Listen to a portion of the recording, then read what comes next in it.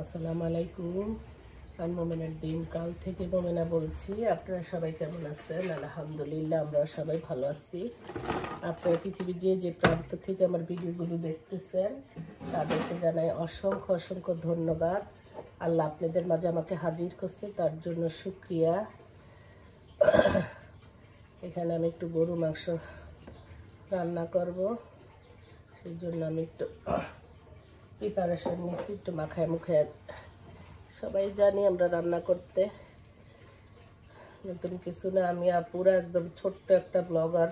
আমি অত কিছু জানি না, পারি না। এখনও একটা সুন্দর করে খাবার পেয়েছি, একটা খাবার দেওয়া, তারপরে ভয়েস করা। আসলে আমি কিন্তু এখানে শখের থেকে আসছি।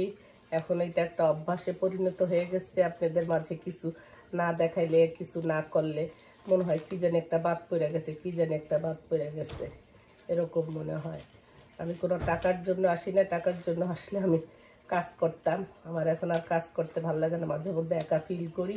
সেই জন্য ভাবলাম যে একটু কথা বলে আপনাদের সাথে বকাই, সময়টাও পাস হবে। এই আরে, যদি আমার ভিডিওগুলো আপনাদের, আমি জানি অত ভালো ভিডিও করতে পারি না, কি করব। আমি অত, যেটা সত্যি কথা, আমি অত সুন্দর পারি না। আমি লেখাপড়া ছাত্রী হিসাবে অনেক খারাপ। শিখাইয়া দেয়, ভুলা যায়। আর তো মেয়ে যদি থাকতো, মেয়েরা হইলে মার কাছে কাছে ঘুরে গেল। পোলারা তোর তো সময় দেয় না রে, দেয় একবার দুইবার, তো আমার তো মাথার ব্রেনে ঢুকে না।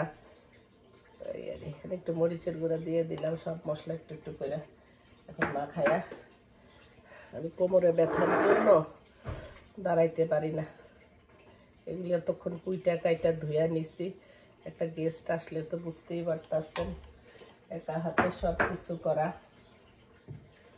তেল দিয়ে দিব, তারপর মাখায় নেব।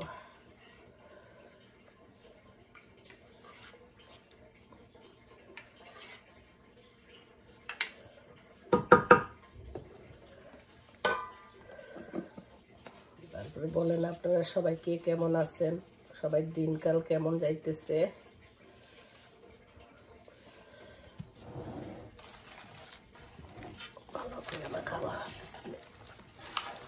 মাখায় কতক্ষণ রাইখা দিলে তারপরে বসাইলে সেই মাংসটা অনেক মজা হয়। আর মাখাইতেও পারি না, জানেন, হাতের এত ব্যথা, শরীরের মধ্যে এখনো জ্বর কমে নাই।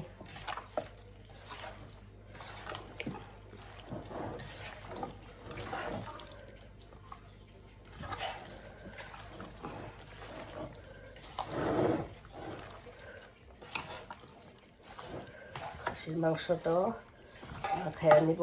এতক্ষণ সব কুটাকাটি করলাম, পেঁয়াজ কাটলাম দুনিয়ার।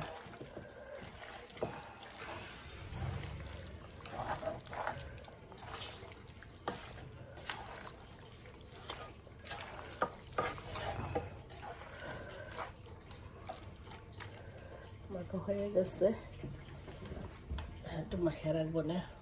এখানে আমি খাসির মাংসটা মাখাবো, সেই জন্য খাসির রেজালা করবো। সেখানে আমি আদা রসুনের পেস্ট দিয়ে দিলাম। বের করতে পারবো না, আদা রসুন শেষ হয়ে গেছে। একটা রাঁধুনির খাসির রেজালার মশলা আছে, সেটা দিয়ে দিলাম।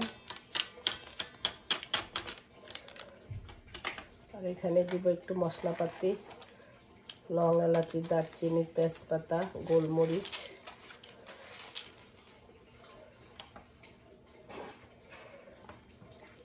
আর দিব আমি যেভাবে করি আমি সেভাবে আপনাদের একটু গোলমরিচের গুঁড়া দিব।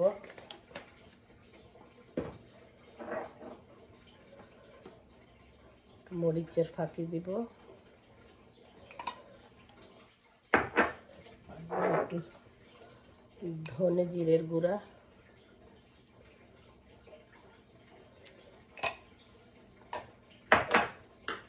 আর দিব আমি একটু হাতের করা জয়ফল জৈত্রিকের গুঁড়া।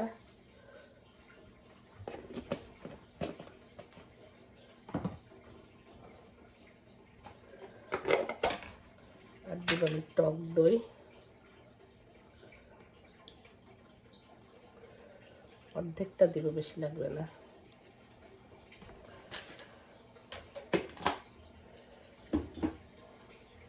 এখানে বেশি তেল দিব না, কারণ আমি পেঁয়াজ বেরেস্তা করে দিব, তো সেই জন্য অল্প একটু তেল দিলাম। আর এই খাসির মাংসের মধ্যে অনেক তেল আছে, আমার মতো, আমার শরীরে যেরকম অনেক তেল। এই যে এখানে লবণ দিয়ে দিলাম পরিমাণ মতো। এখন এগুলো ভালো করে মাখায়া ম্যারিনেট করে রাখবো। প্রস্তুতিটাই রে আসল বই। তারপরে তো ঘরের কাজ থাকে, নামাজ কালাম থাকে, ফাঁকে ফাঁকে ওগুলি আবার একটু করতে হয়।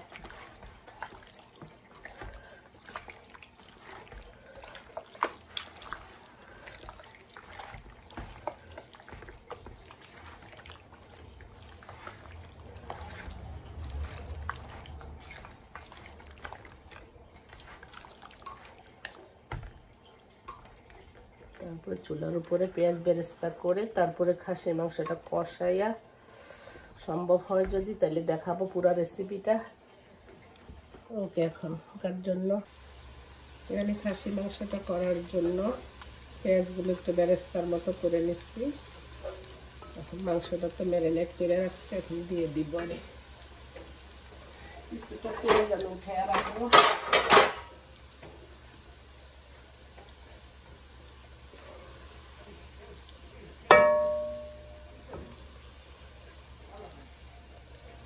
পরে ব্যবহার করব।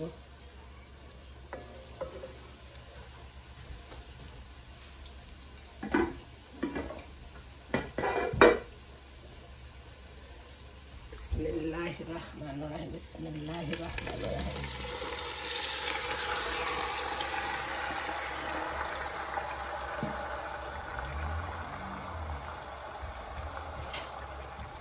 একটা প্যাচুলারের সাহায্যে সেই মশলাগুলো এর সাথে দিয়ে দেয়।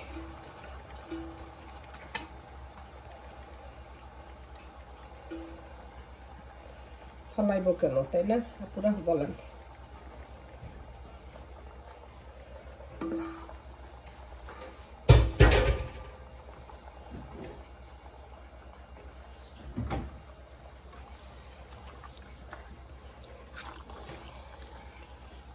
মাংস নাড়া দিব, সেও আমার হাতে এত ব্যথা করে।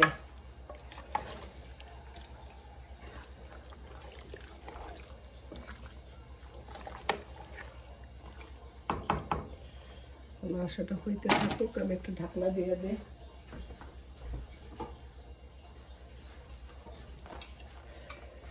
আবার ফিরে আসতেছে আপনাদের মাঝে।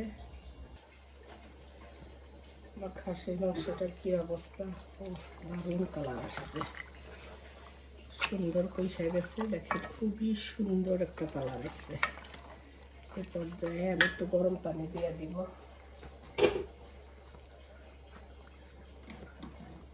বিসমিল্লাহ।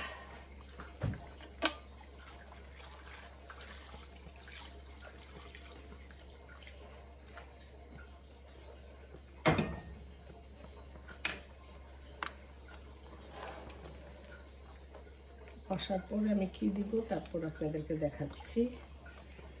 আমরা আবার ফিরে আসতেছি।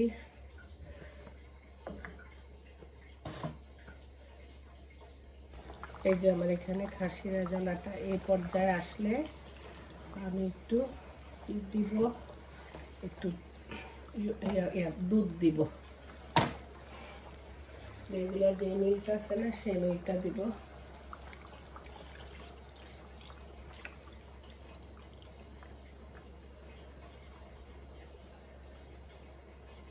আর দেবে একটু চিনি টেস্টের জন্য।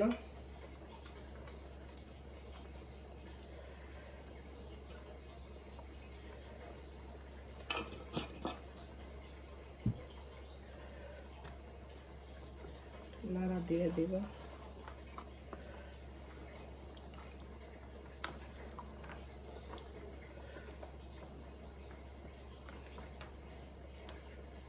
লবণটা দেখবো ঠিক আছে কিনা।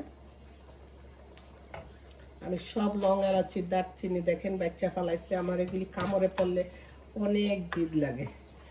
মানুষের বাসায় গেলে এগুলি বাঁচতে বাঁচতে আবার পুরো লাইফ শেষ হয়ে যায়। আমার জামাই পোলা মাইয়া কেউ পছন্দ করে না, আমিও পছন্দ করি না। আমি একটু কেশরি মেথি দিয়ে দিব। এটা আমার, আপনার অপশনাল, এটা আপনারা দিলেও দিতে পারে।